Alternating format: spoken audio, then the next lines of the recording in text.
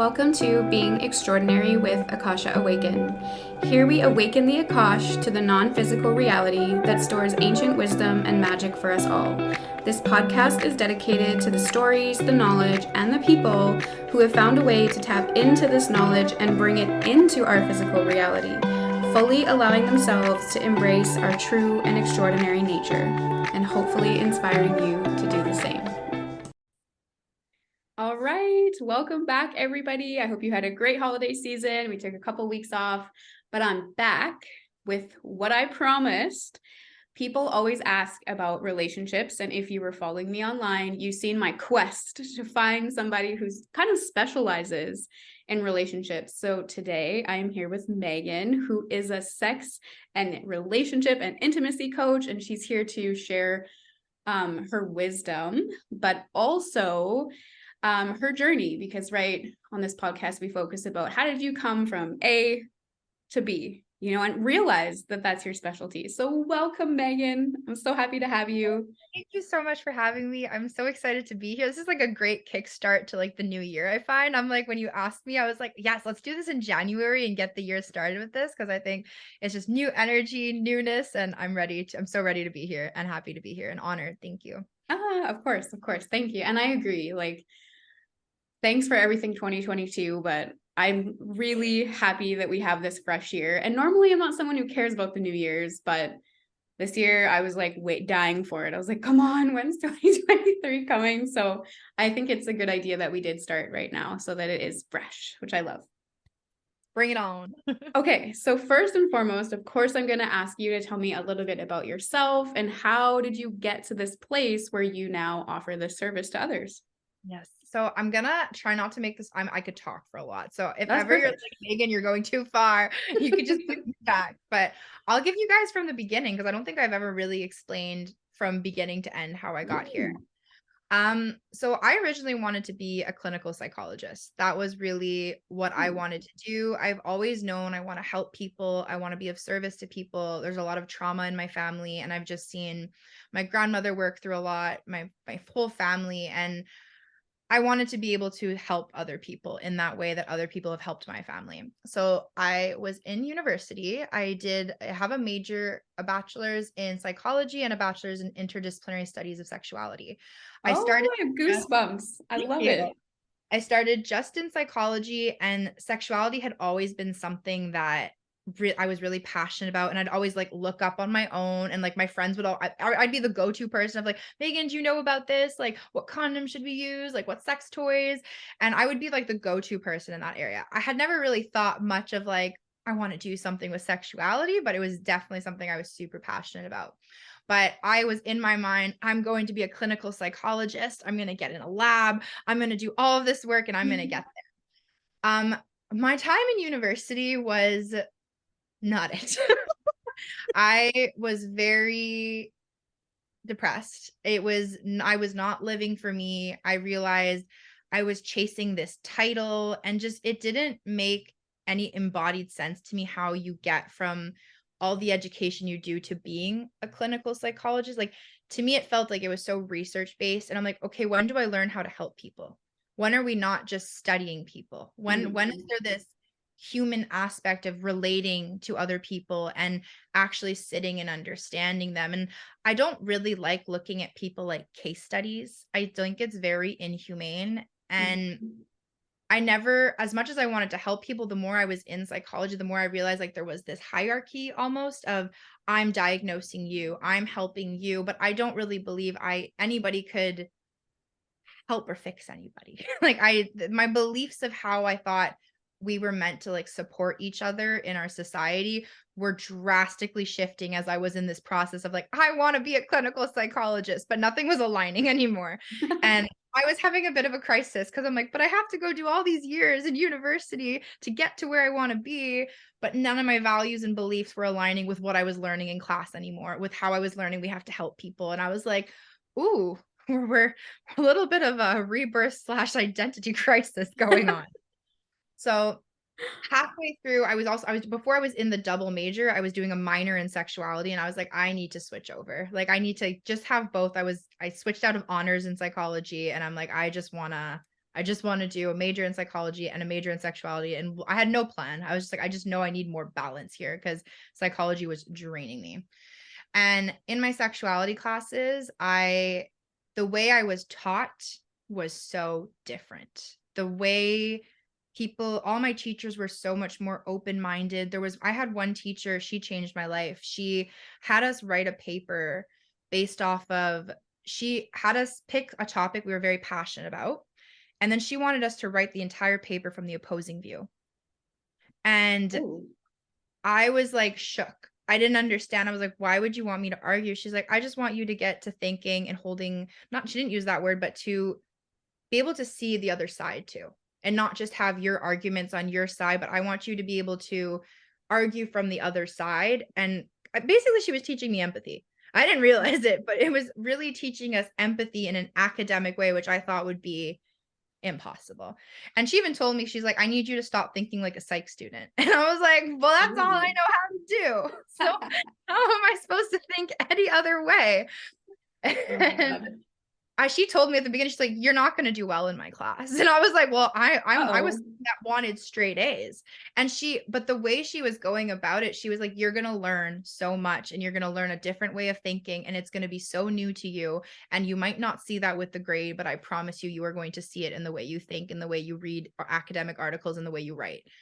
And I did not believe her at first. I'm not gonna lie. The first 2 weeks of that class, I liked her. She was a sweet woman, but I did not believe her. I'm like, nah, bitch, I'm gonna get an A+ in this class. Well, I did not. I think I got like a C+, but Oh, that's I awesome. really, she taught me so much about thinking in different ways and not being so emotionally charged when arguing your point, or being in one way of seeing things and not being able to be like, okay, this is what I believe, but how are we going to have a conversation with someone if we are just constantly trying to put our opposing view on somebody else? We have to be able Mhm. to come from a more grounded and level head. Doesn't mean you have to agree with the other person, but I was actually starting to see shifts in my own life where I wasn't as attacking with people or very strong in my, like, if I believe something, like I would have all my facts and I would argue with someone until the argument, and we wouldn't agree, but I was actually able to have conversations with people. And I was like, wow, this is a big shift in my own character.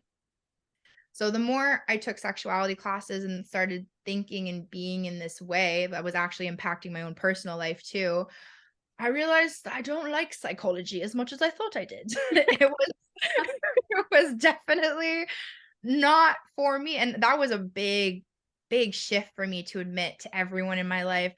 Yeah, I don't wanna be a clinical psycho, that was my whole identity. I was at school, I was part of the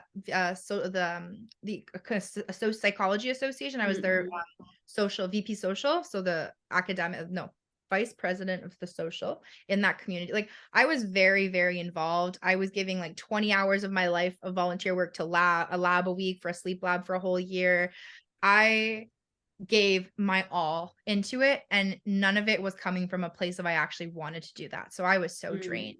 Wow. And to admit to myself that I had to reconstruct this whole person I was, it was very scary. It was very terrifying. But I did it, and from there, I finished my degrees, and I realized, "Okay, what do I wanna do?" So I actually had started leaning more when I was very in that more depressive, angry Meaghan that I call her. That's when my spirituality really came in. I started really reading a lot of books, self-help books, like The Untethered Soul, a lot of Napoleon Hill. I started uncovering my ego and actually hearing my ego. I met my inner child. We mended. I found out a lot of parts about myself. And that's when I started leaning into like a lot of astrology. I learned tarot and I started hearing my guides. And then spirituality became a big part because I was now disconnecting from psychology. I felt like there was Mm. something else that needed to come in. And spirituality was like, I got you. I'm coming. I'm coming. Oh, that's so So cool. spirituality was a big part of this development into self. And I think because I didn't know who I was, I leaned so much into spirituality. And spirituality became like all I would do, like my crystals, which I still love my crystals. I have crystals everywhere in my house. I love it. But it was now my big part of who I was. But I still hadn't really done that work of figuring out who are you really. And through spirituality, which I still love and I still preach and I still do, I got my Reiki. I'm a Reiki master, but I still felt there was something missing. Like I knew I was helping people in a new way that I liked the way I was helping, but I'm like, this isn't it for me. And I was just thinking back of like, well, I know I like teaching sex ed to kids. Like I would teach, I work at a youth center. So I do that. And I did that for a few internships I did. Oops, sorry. Shh, let me just mute that. Um, and then I decided that I'm like, well, I was seeing all these like sex and relationship coaches on Instagram. I'm like, how can I do that? That was like something that was popping up. So to me, that was just the universe that was like giving me little hints of like, hey, direct your attention here. This is something that might Absolutely. intrigue you. I love that. And I was like, all right, let's see what this has to do with. And I was looking up different ways of like getting certified here because I live in Quebec and I'm like, I didn't want to go back to school. I knew I didn't want to go back into an academic institution. Like I'm like, I didn't really care about the title per se anymore at this point. I'm like, I just want more training on how I can actually help people. Cause truthfully, I didn't learn anything in university that actually serves me with what I do. Like there's not Mm. really, it helped me open up my own mind and it helped me like change as an individual, but there's nothing I learned in university that That is that story, our story is oddly mirrored right there oh, hold on. Now too. I Like muted. We're good. Sorry, go ahead. your our story is like oddly Line. mirrored there because I went to university and honestly it opened my mind, but yeah, I didn't learn anything like helpful at this point in the game. And I also started as I was minoring in psych, but I was doing psychology and I was like, this just is not for me. And I ended up switching to, yeah, like social, like sociology. And I did study like sexuality and marriage and things like that. I like that we have like that connection there. So you get Yeah. me. You get it. But so then with that, I was looking into different things and I stumbled on it was like one of the first websites I opened. It was the Somatica Institute. And I was watching the videos, I was reading everything, and it just full body shivers. Full body, like, oh my God, this is my purpose. This is what I want to do. I was like watching, like, they had some videos on YouTube of like how they do sessions, and it was just so it was done in a way that I had never seen before and I didn't even think existed. I'm like, I want to be that. And I can't even explain like how drawn I was to it. It wasn't like I'm like, how where do I sign up? Like take my money. Like it wasn't even I didn't even have to think about it. And through so how the training works is like there's two parts of the training. There's the core training, which is 6 months, then you have 6 months break. And now I'm in the advanced training. So I'm not certified yet, but I am trained. Ooh. And the whole first part of the training is done for you for your own personal development. And the amount of stuff I learned about myself, how I am in relationships, my triggers, that I am very bad at boundaries, that I don't really know what my capacity is. All these things that I thought I knew about myself, I learned in this training, and I'm learning these tools how to work with it and learn and like evolve with it as well. And also just learning what are my core desires? What are the feelings I want to feel when I'm having sex? What do I accept in relationships? How do I want to be loved? How do I not want to be loved? How do I communicate that to a partner? What is shame and how do I experience shame, which is something we don't talk about with anybody, but I was talking about it every time. And I was like, wow. And learning what real vulnerability is and how to speak with people about your emotions and what your feelings are. I think a lot of people think vulnerability is telling people your deepest, darkest secrets. But to me, what I'm really understanding is vulnerability is really if someone or you feel disappointed by something, don't wait 3, 4 weeks, a month to bring it up later. In the moment, I'm disappointed that this happened. And I was just being honest about those feelings because that's how you're going to get deeper intimacy with people, a deeper connection. And we're all human. We can't read minds. None of us can really read each other's minds. Hmm. And when you're in relation with anybody, it could be a partner, friend, parent, if you're not really expressing what you feel in that moment, it's going to be really, really hard to hear each other and see each other. And that's what we all long for as humans. We want to connect, we want to be seen, we want to be heard. And I had all these beautiful epiphany moments and realizations of patterns I was in. And I'm even on this fence. This is actually something very new that I don't love calling things toxic patterns anymore. They are just patterns that we've gotten ourselves into. And by calling it toxic, I feel it puts shame on it, almost like you Mm, did yeah, something bad to get that's yourself into that powerful. pattern. But it's nothing bad. A lot of the times we're coming from survival mode. We're coming from things that we actually did to protect ourselves and we needed to do that turned into a pattern. Now we don't need that pattern anymore. So I have a lot of shame for some things that I'm realizing I've done in some relationships, but I'm working really hard on not calling it toxic patterns because it's not that it was toxic. Right now, it just doesn't serve me anymore. And it is my responsibility and for me to take accountability for things I've done, but we need to shift that. So all that to say, I learned all of this in this course and Mhm. I'm still Wow. learning all of this. And that is how I really realized this is how I want to help people. If this can change me so drastically at a soul level, emotional level, mental level, I want to be that support for somebody else to do this work. Because it really comes down Mm. to all my teachers are is my secure attachment. They don't tell me what to do. They don't tell me what to think. They don't tell me how I should make choices different. They offer me this menu of choices and they empower me, whichever decision I'm making, to make that decision. And that's what I want to be for people. I will never tell any of my clients what to do. I will never say, this is your option, because I don't know. Nobody, Yeah, I'm the only exactly. person living your experience is you. And I will never know how you, Kayla, how you're experiencing things or how anybody else is experiencing things. All I can do is sit there and empathize and try to feel, but also just like look at what are your options and let's like investigate. Like if you were to pick this, how would this make you feel? How do you feel like you would react in this situation? Is that something you want to have in your life? And so that's what I do as a sex and relationship coach. I'm populating the menu for people to be empowered with the decisions they make through secure attachment and not someone Mm. who is going to leave. And we do lots of non de-shamifying, non-judgment zone, and a lot of mindfulness too, being aware of what's going on in your head. What are you saying? What are you feeling in your body? We are so disconnected as a society, which is also Mhm. something I learned big time, how disembodied I was in university, how disembodied I was majority of my life. I've only recently, I think 2021 was my year I understood what embodiment really was.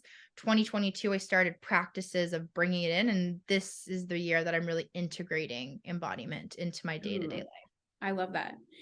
Yeah, this is amazing. I already have like so many questions about this. So, again, as I said, the reason I kind of invited you here is because people always ask the question, am I in the right relationship? And obviously, I work in spirituality. So it's often from a like, is this my destiny to be with this person? And the reason I invited you is because even just on your Instagram page, it's like your your tagline when I read it was like into like it was intimacy and you had broken up like into me I see. And I was like, yes, this is the kind of information I get from the Akashic records, that our relationships with another person are actually just kind of a mirror for what you've got going on inside. So if someone were to ask you a question like that, like, well, am I with the right person? You know, how would you begin to approach that with somebody? And then also, can you define secure attachment? Because I think there's a lot of people that aren't going to know exactly what that means. I mean, absolutely. Okay, I'll start with, let me check in with myself. What I want to start with. I'm going to define secure attachment first because Perfect. I think that's going to play not a big part, but it's gonna also be how words I'd use in describing what the right person is. But even the right person, anyways, we'll get to that. That'll be the second part Yeah, of I'm my excited. I'm excited to dissect this. a secure attachment to me is somebody who is going to stay with you in the moments of trigger in a way that they're still connecting with you. So if you're having, and everybody's trigger state could be so different. It's what trigger, when you're in a trigger state, you're in fight or flight. So how your body responds to anything big, overwhelming emotions. You might be someone, I'm a runner. I will avoid a confrontation at all costs. And I will even Mhm. get mean. That is part of my triggered response. I will get mean to the people I love because my body, when I'm triggered, when I'm above a 5, I need out. That's when I take my rings off. I'm like, I'm ready to run. So when you're thinking of a secure attachment, I'm thinking of the people that are going to be able to stay with me in those moments and not escalate my trigger further. Not Mm. be able to just hold either eye contact if it's what I need, maybe just hold my hand, and not bringing the escalation of the anger, the sadness, or the feelings in those trigger space, because there's so many different things that could trigger people in different ways that there's no way you can know everybody's triggers either. And knowing that if you're going through something hard with a partner or a friend, you guys might both be triggered, but you're not going to be lashing out at each other. It's more of like, okay, there's a problem here. We're both having big feelings. How are we going to work through this together? As opposed to, you did this, you're in the wrong. Or lots of like people can do so many different things. They can block their partners, they can manipulate them or say things that they don't mean. And like a lot of times when we're talking about secure attachment, we're also talking about like the avoidant tendencies and like the anxious tendencies. So anxious being more like, I want to be very mindful with the words I use. Like feeling like their partner might not always wanting to be there, like always checking in with their partner. And the words that people that are with someone who's anxious, they might say, oh, my partner's so clingy or my partner's so needy. But I don't want to use those words to describe an anxious. I'm just saying those are the kind of words that people might use. Or Mhm. avoid it might be like, oh, they don't answer me, or those are people that typically ghost when they're wanting to get out of a situation.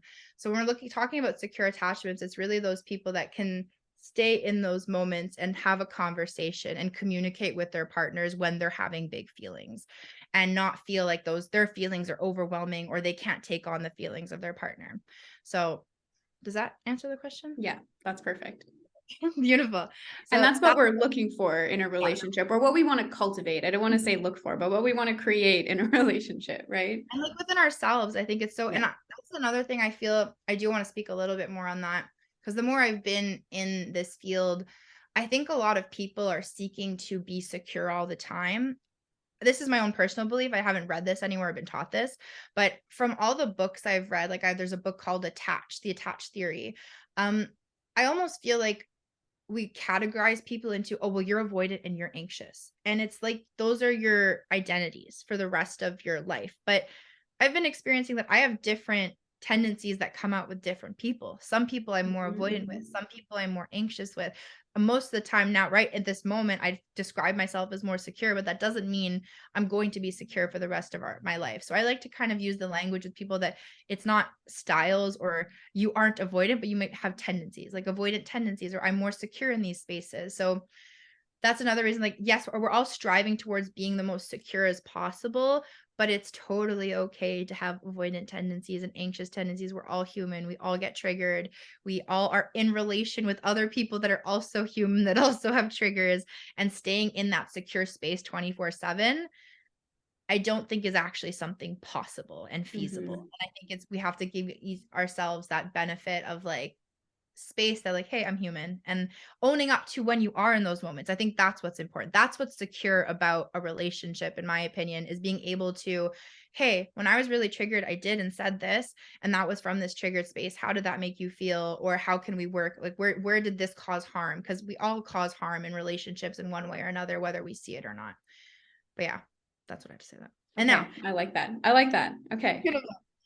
so now to answer the other question, am I with the right person? I think it's interesting because I don't actually know how, because I don't believe there is necessarily a right person for everybody, especially because there's so many different timelines. There's so many different decisions you can make for yourself. And it really, nobody could tell you if that's the right person for you. Nobody else is in that relationship but you. And what I would tell is like, I would sit down with the person, be like, okay, well, let's explore the feelings you have with this person. And I would want to make a list of what is it that you need or want in a relationship. Need and wants when I'm talking about relationships with people, it's the same thing to me. If this is something you want, you also need it in a relationship, because if you're not getting what you want, there might be resentment if you're not speaking up on it.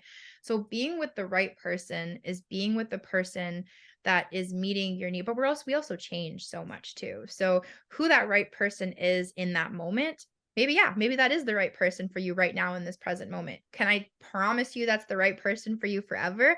No, because what if you're not that same person you are today in a year from now, 2 years from now? They might not be the same person either. And I think it's unfair for us to think that, and also with the right person, you want to grow with the right person. You're like, Mhm. and that right person might not want to grow at the same, or might not be growing at the same pace as you. And when it comes to knowing if it's the right person for you, I think it comes a lot to, do you feel heard in the relationship? Do you feel seen in the relationship? How are your boundaries being respected in the relationship? When you speak up about your feeling or you say, I don't have the energy for this, is it met with anger, frustration, complete ignorance of your feelings? Or is there, oh, that's how that makes you, like, is there care for your feelings as an individual within the dynamic of a relationship? And I think those are the people that are right for you. And I don't think it has to be one person. It can be, it absolutely can be. But if someone were to ask me that, those would be my questions I would have for them. How do they meet you in regards as an individual? And the right person for you to me is someone that is going to support you in your growth, support you in your change, support you in all of who you are and all of your feelings. And that's what I would define as the right person for you. And Yes.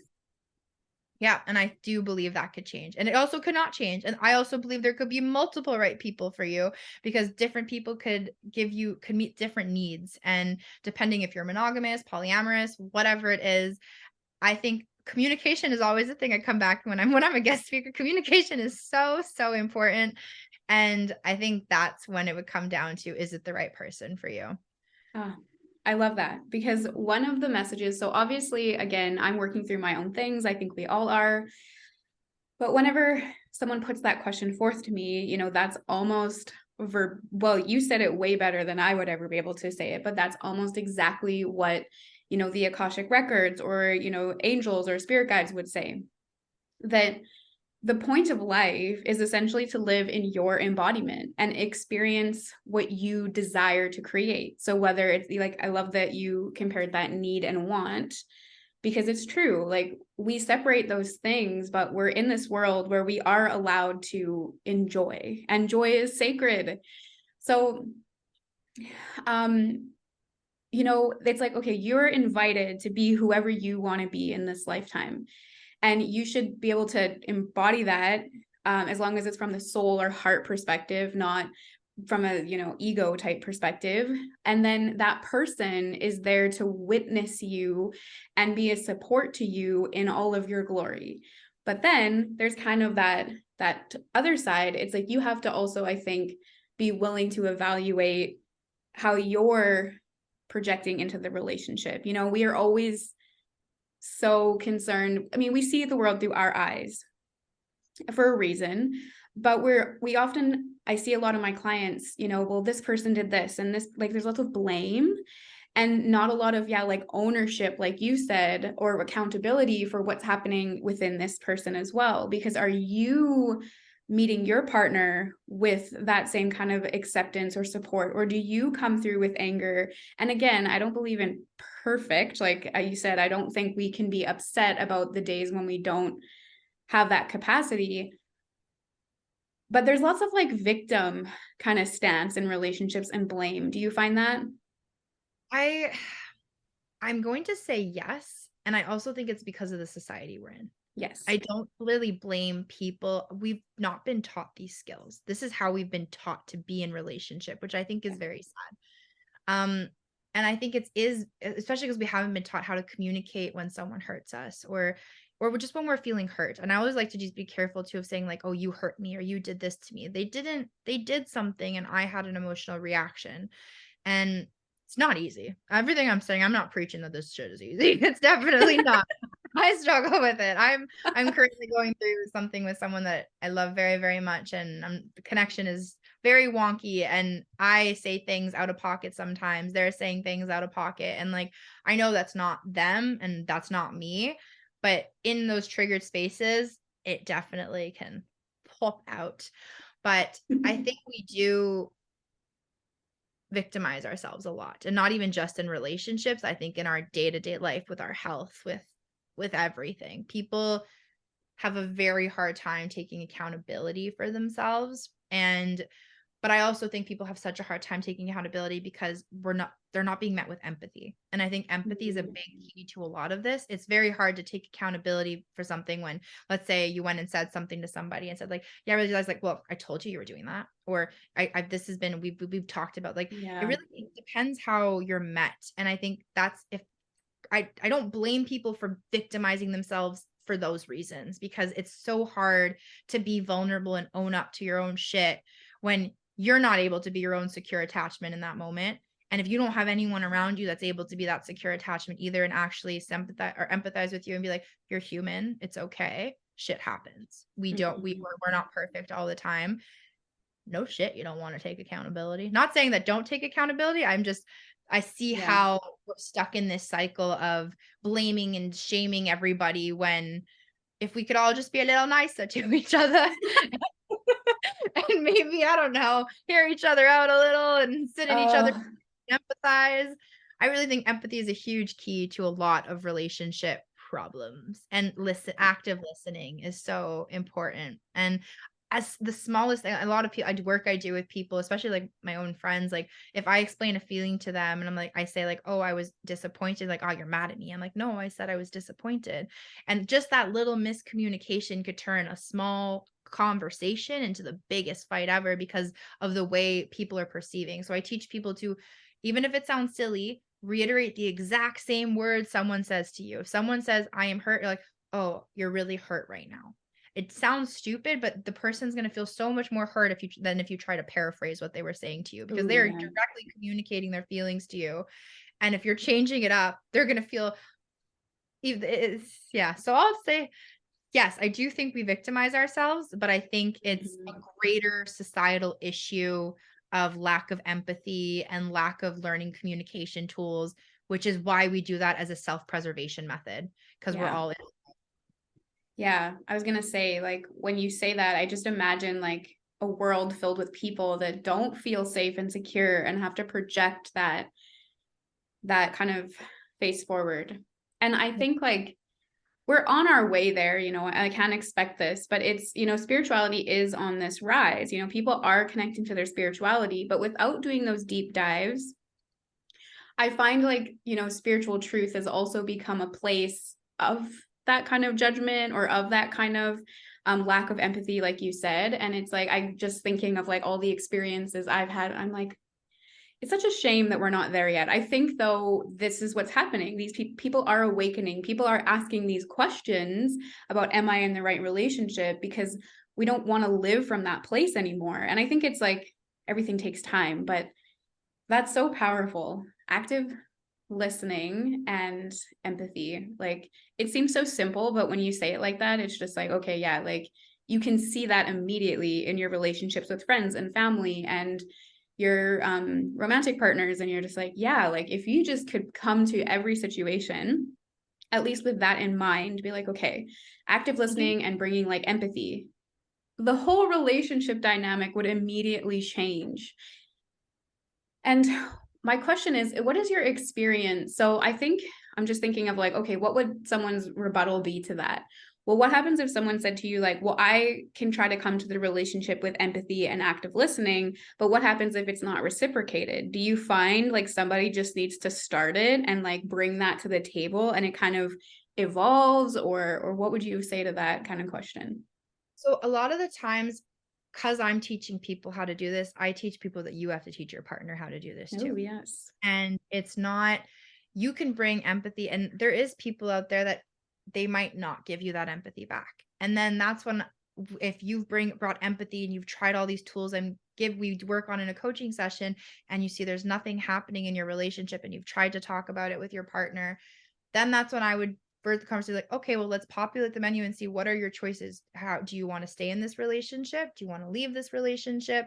What is it that you want to do from there? Because I never, as a relationship coach, I can't fix relationships. A lot Right. of people come in and they think like, oh, you're gonna fix me, or like you're gonna be able to like make me have more sex with my partner. I'm not making anybody do nothing. That's not happening. It's really, we're looking at what's going on beneath the surface, and we're a lot of the times I just like to get people to uncover what needs do they have and how are you having those met? How are you communicating them?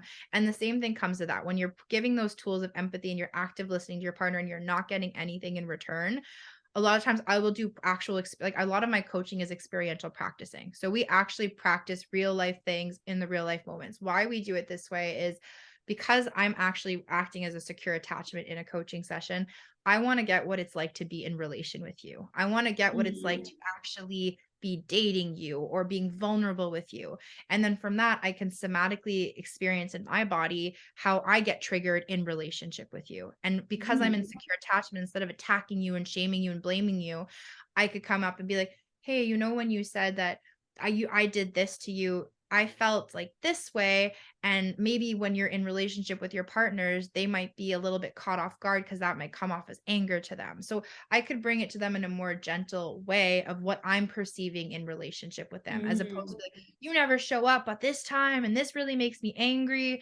But being able to stay in connection and not take it to these triggered spaces. But not to say I don't, I get triggered in sessions too. I'm human. So it's an actual relationship I have with my clients, and we're actually working through things in live time, getting the practice. And when we do this work of teaching people how to speak empathy, how to have repair conversations with people is what a lot of the ways I do teach these tools. um how you do that with a partner, what you can teach your partner, it's really up to, is that, does that partner maybe want to do coaching too? And again, it's a dance when you're in couple with somebody, when you're in partnership with somebody. You can never make somebody else do something. And if they're not doing it, it's really up to you to see, okay, what works in this relationship for me, and how can I maybe enhance those aspects to not feel so heavy with the parts that aren't working, or what's really not working, and is this a relationship that I really want to stay in? And then that's where I would come in and say, I don't feel like there's much to rebuttal, but like you're right, somebody might not start using empathy, somebody might not start active listening to you. Just because you're using the tools doesn't mean it's going to happen. But these are the tools you have. And if you're able to recognize within these tools that this is actually how you like to be in relation with someone, then there's your choice. There's some information for you to make a choice based off of that. Is this a relationship you want to stay in with somebody that isn't willing to do that work, or are you wanting to see what else is on the menu? And Mm. that's where I would move with that energy. Yeah. And I really like how you say in relation with another person, because I think it's just this blanket assumption based on our society that you just are supposed to be in a relationship and you're supposed to, get married and do this and do that. And that's just like assumed. And I think just even asking the question and just using different language, because language that we're really familiar with carries such a weight and carries such prejudice or such judgment. And when you just shift the word a little bit, you're like, it's simple. Really, do you want to continue a relation with this person? And I think like most people would say, I've really invested a lot of time into this. I want to see if we can repair it, and would be willing, or not repair it, but restructure it.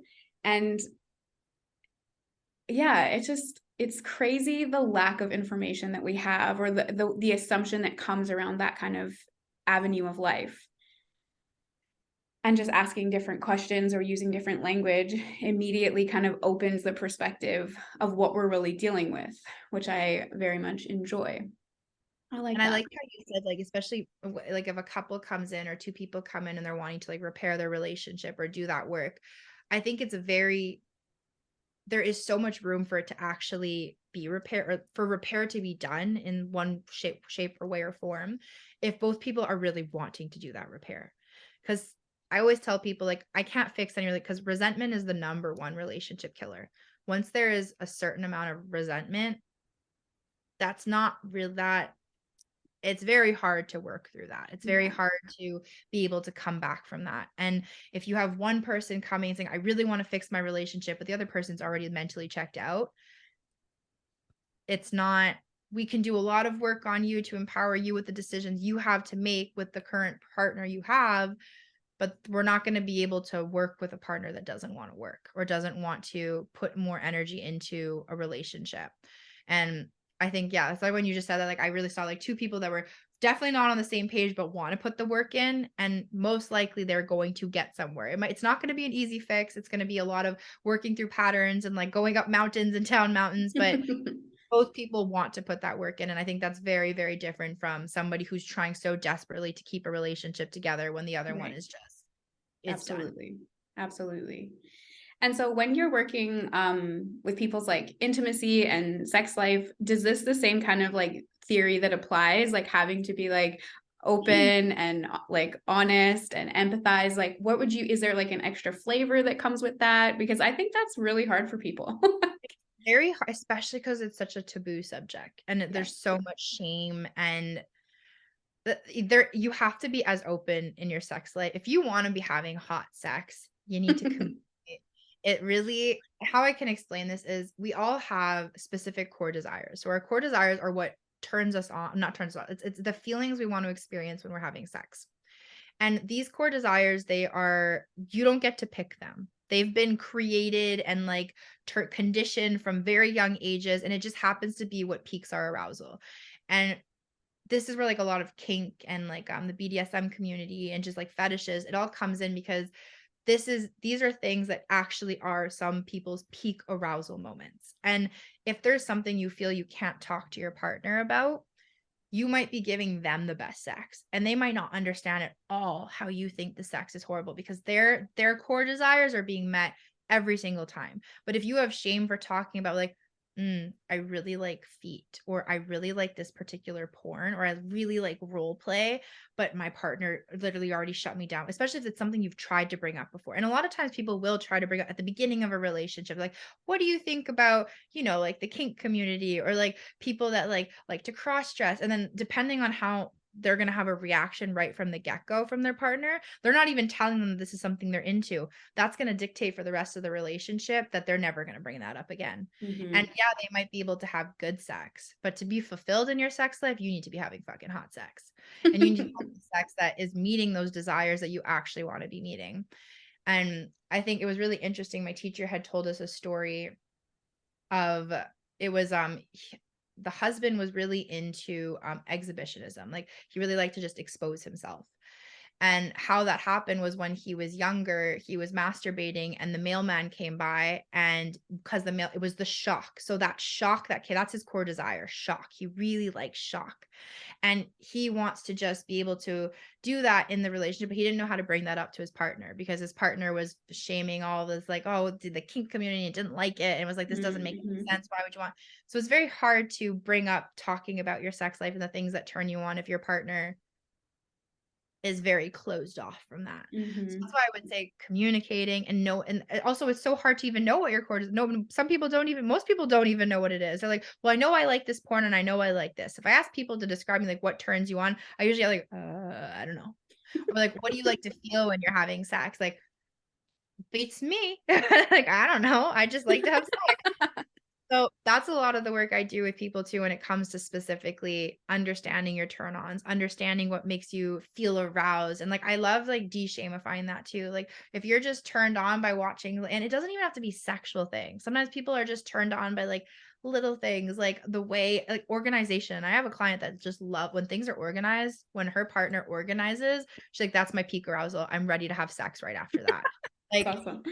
so hot. I'm like, and knowing this with somebody and knowing that that's your thing, if you can communicate and then create a scenario with your partner, I think that's really, really exciting. And I think that's a great, Mhm. that's the when you know it's the right partner for you too. Coming from a sex standpoint, if they're willing to explore your desire, and not to say they have to do everything with you, but be open and be like, wow, like I didn't know that turns you on. How can we maybe explore that feeling in a different way? Because it's super fun if you find a feeling you like to feel and you always like meet it the same way by watching the same porn or doing like masturbating the same way or doing whatever it is you do to get yourself off.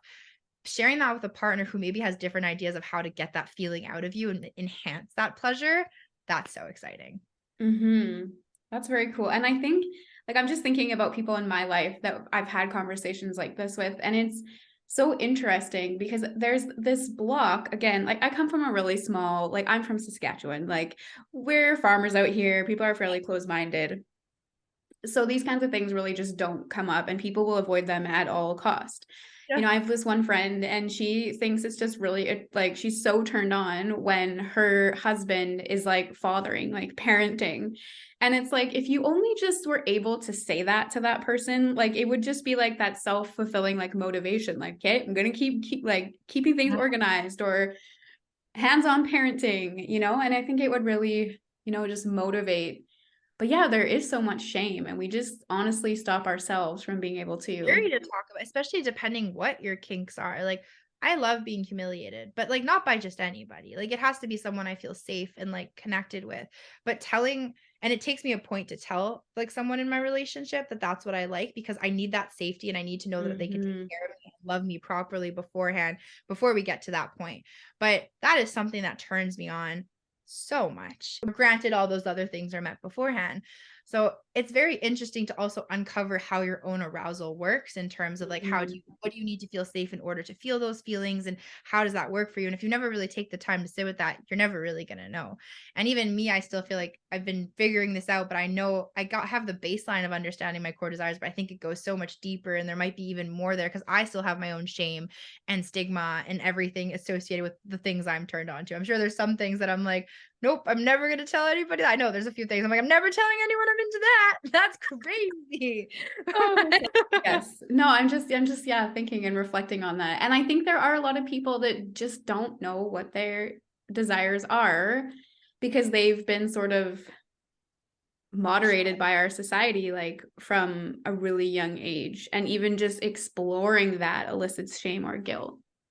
Big So what time. would you say to somebody, if they, so right now on the podcast for the listeners, people that are like, okay, how do I approach this with my partner? Like if you could give just maybe the simplest pieces of advice to get started with either just shifting the relationship to be that secure attachment or even to develop that deeper level of intimacy. So the first thing, I'm gonna recommend two things. Okay. First thing is get to know yourself first. That is always, and intimacy I see, into me I see. It's so, so important that this was a big lesson I learned for myself is I always wanted to be touched more by partners, and like I wanted them to touch my body. I wanted to finger them me in different ways, but like I was having a hard time communicating that. I knew how I wanted it, but then I realized I don't even touch myself those ways when I'm masturbating. I don't give myself that foreplay. I don't look at myself in the mirror and touch myself in that way. And Mhm. when I started doing that, I realized I was able to communicate a lot more. So taking time as part of like your own masturbation, self-pleasure ritual, and even it doesn't have to be sexual. I literally will stand in front of the mirror sometimes and just touch my arm slowly and see how that feels. Like, ooh, I like when I touch myself like that. And then I'm able to be like, oh, I'd probably like if a partner touched me like that.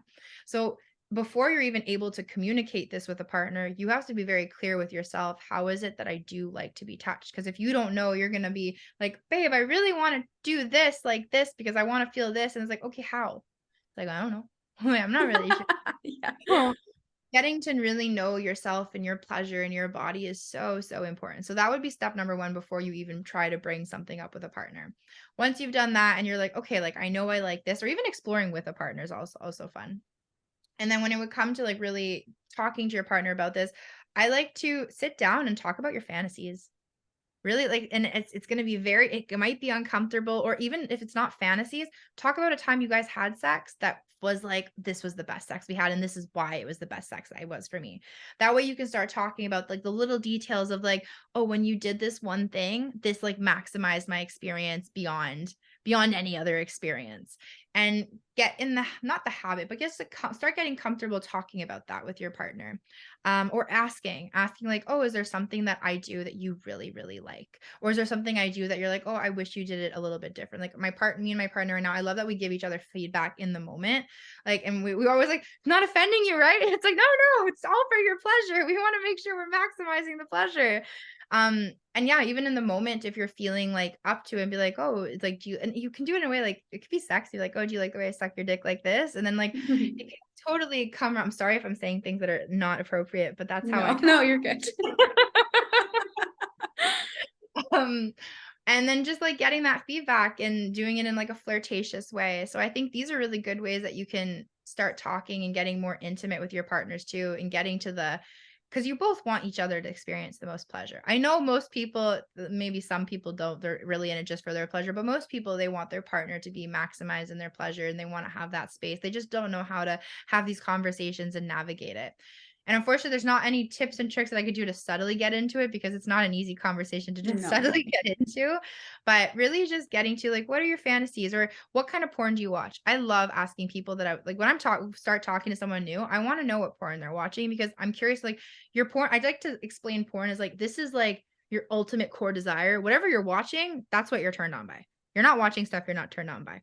So if Mhm. I can understand what you're watching and then understand the feelings you might be experiencing when you're watching that as a partner, that's going to give me so much insight into what turns you on and how can we recreate that porn in your real life so that and I also like to watch the same porn with like that in heightens experiences like crazy. It's so much fun. It's Mm. like seeing your partner Mhm. so aroused by what arouses them and then doing evoking those experiences like live too at the same time. Oh, hot thinking about it. But Oh, I love that. And I sorry, I got think and I was gonna say, and I think there is like a way people can approach this. Like I think, I'm thinking about, okay, if I was to tell a client about this or whatever, like how would you even approach that? And I'm trying to think of any time I've ever brought up a hard conversation. And this doesn't always have to be about intimacy, it could be about anything. I oftentimes have heard and suggested like you can approach it with like, oh, I was reading this book, or oh, I was listening to this podcast and I really started thinking about this. And you can just like approach it like that. It doesn't like, sometimes if you can just offset it like it wasn't your great idea, like somebody else gave it to you, and then you can be like, what do you think about it? It's almost this like more gentle way to bring up those hard conversations for people that just struggle very deeply with communication, intimacy, self-love, any of those things, which are putting always all huge those things in the buttons. same thing. It's like, look, we're gonna have you do all your challenges and struggles at the same time. Yes. Oh my God. And I like that you say that because even something I recommend to my clients is if they're not ready, like the conversation start, maybe just try slipping it in sexting. See how that lands when you're Mhm. sexting somebody and like, oh, like I was just thinking. And that way you can kind of build the scenario and then see how your partner responds to it in that way too. That might be a bit ballsy. Like I get it, but like possible, it's a possible option. Yeah, absolutely. And obviously these suggestions apply also to just if you're trying to balance just your relationship in general, not necessarily sex and intimacy, but also just like communication or support or that secure attachment, like having those conversations and yeah, somehow just throwing them out there, right? And I mean, I think like the first step is if you immediately don't feel comfortable like listening to this podcast or don't feel comfortable even asking yourself those questions or answering them personally, then you're right. Step one is like get to know yourself, because how can you approach a subject when you just don't know? That is amazing. So, thank you so much. And if people are piqued by this conversation and want to work with you, how can they find you? So you can find me at coachingwithmeaghan.ca or on Instagram, meaghan.pulowski. Send me a DM, send me an email. I'm not gonna lie, it takes me a day to answer sometimes. I'm not great with social media, but I do answer, but I'm not quick. So if I don't answer you right away, it's not because I'm ignoring you. I take my time. That's a boundary I have with myself. Um, but yeah, that's where you can reach me. You can find me. If you have any other questions, you can send them over. I do free discovery calls for about 20-minute calls to just see if we're a good fit. Cause I also don't believe that I believe everybody has a coach for them, and you might be a great person, I might be a great person, but our energies might not just vibe together, and Mhm. that's okay. So I like to give people the opportunity to have one-on-one time before they book a session to make sure that like they feel like, and then have that time to think like, oh, did I feel like that was someone I want to work with? So if you feel like you want to do that, feel free to go book a session there or a discovery call. And yeah, that's where you can find me. Okay, awesome. I will put those links in the comments for the show. And yeah, thank you so much. Like you've even given me a ton to think about. And it was honestly like refreshing too to be like, you know what? I think I have I have some space to go, but like I think I have a partner that like is a fairly secure attachment.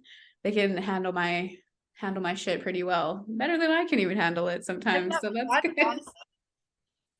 Amen to them. Amen to them. Oh, well, thank you so much, Meaghan. And I would love to continue this conversation in a future episode. Absolutely. I would love it. Awesome.